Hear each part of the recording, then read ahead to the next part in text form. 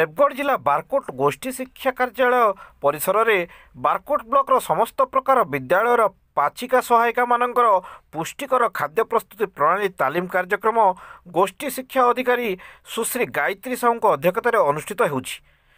यह 4 दिन पर्यायक्रम हेब। प्रतिदिन 2टी कैंप्रे 50 जन लेखाएं तालीम नेउछंती। अतिरिक्त गोष्ठी शिक्षा अधिकारी बारकोट श्री अभिन चंद्र पाइकराय और मध्याह्न भोजन कार्यक्रम data entry operator Shri Tofan Kumar Dev प्रत्यक्ष तत्वावधान में यह तालीम कार्यक्रम चलुछि।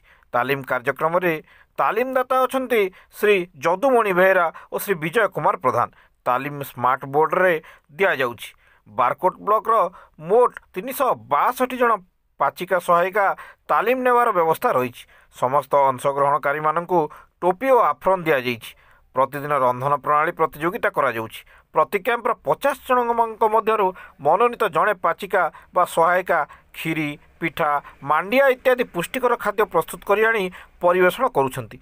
एथिपाई ऑब्जर्वर अछंती। समस्त 7 गोटी कैंपरू 7 जन बछाजिबे। पुणी सेमानक मध्यरु प्रथम विजेता को 500, द्वितीय विजेता को 300, तृतीय विजेता को 200 सर्टिफिकेट प्रदान करा जिवो। एथि सहित समस्त अंशग्रहणकारी सर्टिफिकेट प्रदान करा जिवार व्यवस्था रही।